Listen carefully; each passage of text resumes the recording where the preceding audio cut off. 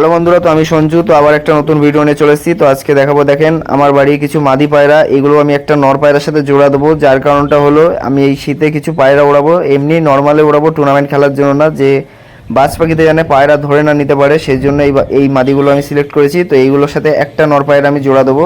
তো ওগুলোই আপনাদের দেখাচ্ছি। তো এরা কুরুশটা কেটে গেলে আমি নতুন নতুন করে নর পায়রাটার সাথে জোড়া দেবো।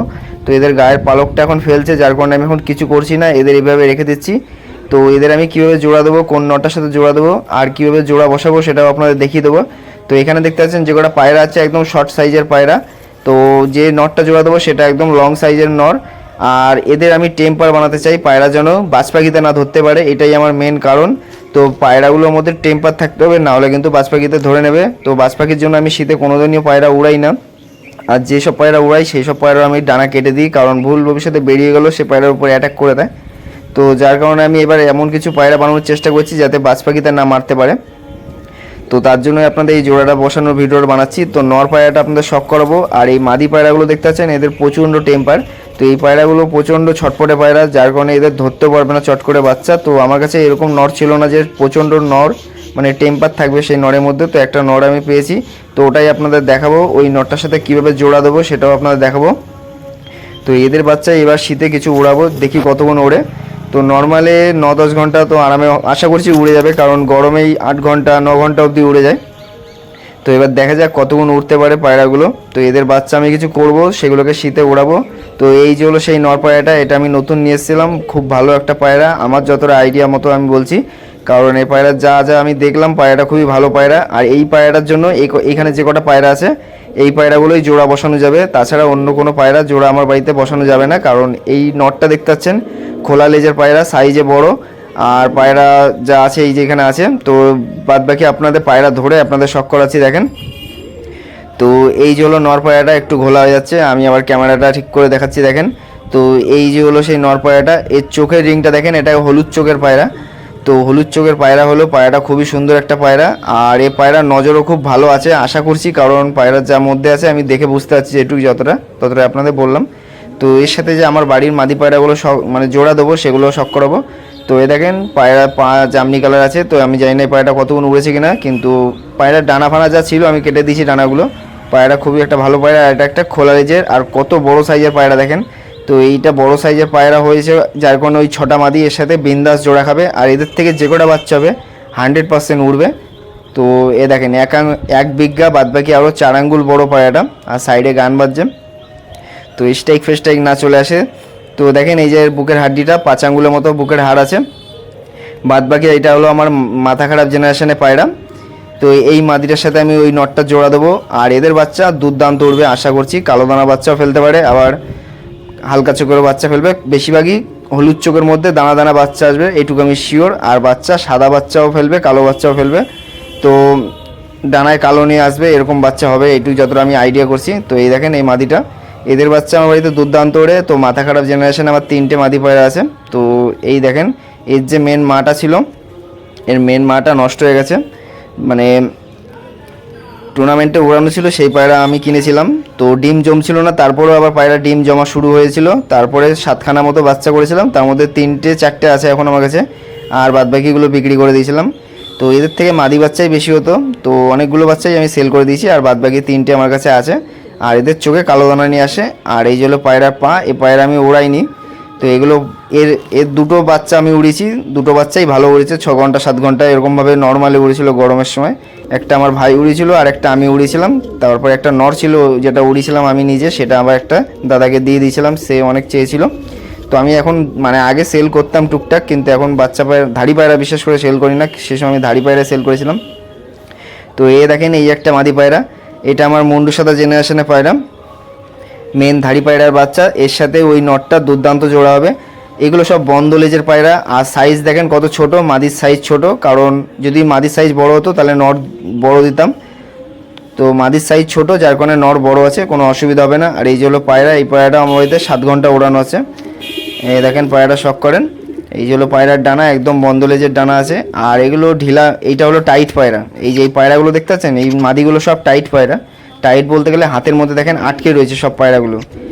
কোনো পায়রার লেজ খুলছে না। আর এই পায়রা আমি চোখ দেখে এখন জোড়া দিচ্ছি না, কারণ আমার পায়রার ওড়ান লাগবে।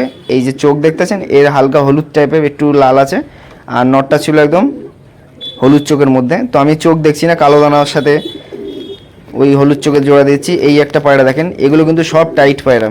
ওই নটটার সাথে ওই 6টা পায়রাই জোড়া বসবে, আমার বাদবাকি আর অন্যগুলো জোড়া বসবে না। তো ওর জন্যই আমি এই পায়রাগুলো আপনাদের দেখাচ্ছি। একটা পায়রা জোড়া বসাতে গেলে কী কী করতে হয়।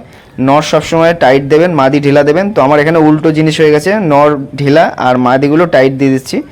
টাইট বলতে গেলে দেখছেন একদম হাতের সাথে সেটে থাকবে। ঢিলা পায়রা হলে হাতের থেকে ডানা বেরিয়ে যাবে, আর ডানা ভিতরে স্প্রিং করবে না। এই পায়রা ডানা ছেড়ে দিলে ভিতরে টেনে নেবে। এগুলো টাইট পায়রার লক্ষণ। টাইট পায়রা সবসময় হাতের সাথে আটকে থাকে। ঢিলা পায়রা অটোমেটিক দেবে, ডানা ফানা বের করে দেবে হাতের ভিতর থেকে, ছাড়িয়ে যাওয়ার চেষ্টা করবে। কিন্তু টাইট পায়রা ধরার সাথে সাথে আটকে থাকবে। এ দেখেন এও লেজ বন্ধ, সব 1 বিঘার পায়রা মাদিগুলো।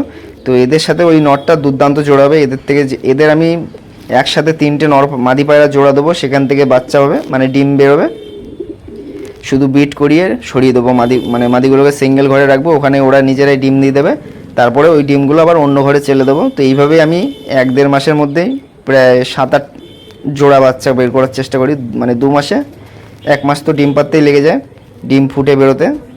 আর বাদবাকি সময় 1 মাস মানে বড় হতে লাগে বাচ্চা। 2 মাসের মধ্যে বাচ্চা চলে আসে বড় হয়ে। আর এই একটা দেখেন, এটা আমার বাড়ির পায়রা না, কিন্তু এইটা বিশাল হাই টেম্পারে পায়রা। এর বাচ্চাই উড়বে শীতে, এটুকু বলতে পারি। কারণ এর বাচ্চার সাথে আমি মুন্ডুর সাথে আমার লাইনের পায়রা জোড়া দিয়ে বাচ্চা দুর্দান্ত উড়ছিল। তো এই লাইনটাকে এবার ওই নটটার সাথে ঘোরাবো, কারণ নটটার অনেক বয়স আছে। ডিম জমে কিনা দেখতে হবে, কারণ আমি একবার জোড়া দিয়েছি, ডিম পেড়েছে, দেখি এই ডিমগুলো জমে কিনা। নটটা অনেক বয়স আছে, আমি নতুন নিয়ে এসেছিলাম। তো ওই পায়রার লাইন মানে বলেছিলাম আমি মুন্ডুর সাথে দাসু লাইনের পায়রা।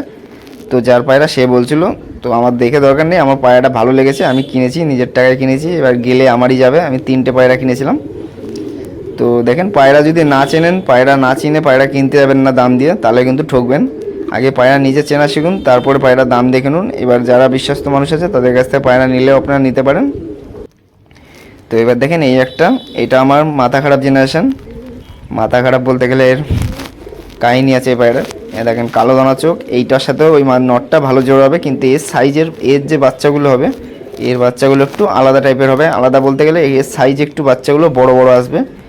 আর এর বাচ্চা একটু ডিস্টার্ব করলেও করতে পারে।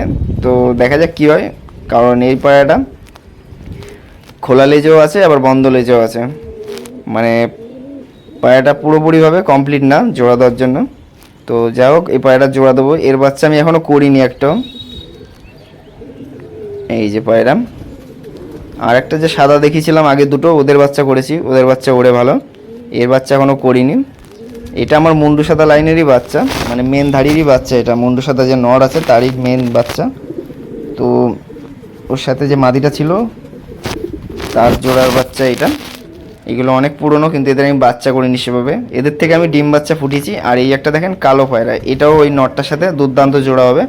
মানে এইগুলোর সাথে মানে কোনো খুদ হবে না বাচ্চার মধ্যে, কিন্তু এই সাদা যে মাদিটা দেখালাম আগের, ওর সাথে একটু বাচ্চা ডিস্টার্ব হলেও হতে পারে। এগুলো সব টাইট পায়রা, নটটা ঢিলা পায়রা। নরের সাইজ বড়, মাদির সাইজ ছোট। আর পায়রার হেড শেপ যেরকম খুশি আপনি রাখতে পারেন, পায়রার স্ট্যান্ডিং যেরকম খুশি রাখতে পারেন। পায়রা এগুলো যে আমি বানাচ্ছি না, এই পায়রা একটাও হাইটে গিয়ে উঠবে না, এই পায়রা সব নিচ থেকে উঠবে। এই যে পায়রাগুলো জোড়া বসাচ্ছি, এগুলো সব নিচ থেকে উঠবে পায়রাগুলো। আর নরের জোরকাঠির গ্যাপ হাফ আঙ্গুলের থেকেও কম, মাদি যে কটা আছে সব হাফ আঙ্গুলের থেকে কম, মানে দুজনেরই একদম শর্ট সাইজ আছে। তো একটা মাদি পায়রার যদি, যে আমি জোড়া বসানো যেভাবে বলেছিলাম, 1.5 আঙ্গুল গ্যাপ দেবেন মাদি পায়রার, আর নর পায়রার হাফ আঙ্গুলের কম দেবেন। বাচ্চা দেখবেন কীরকম ওড়ে, জাস্ট একবার জানাবেন।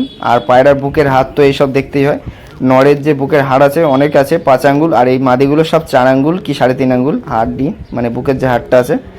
আর পায়রার পাঞ্জা যেরকম খুশি আছে, এই পায়রাটাও ওড়ানো আছে আমার বাড়িতে 8.5 ঘন্টা অবধি। এটা আমার ব্রেকআপ লাইনের পায়রা, মানে মুন্ডু সাদার বাচ্চার বাচ্চা এগুলো। আর দেখেন এই পায়রাটাও লেজ বন্ধ। এই পায়রাটা লাস্ট টাইমে বের করতে পারছিলাম না খোপ থেকে, কারণ এত ছটফট করছিল, গুফু মানে এদের ছড়িয়ে দিচ্ছিলো। তো এই জোড়াগুলোই বসাবো, এদের বাচ্চা আমি শীতে কিছুটা ওড়াবো, দেখি কতক্ষণ ওড়ে।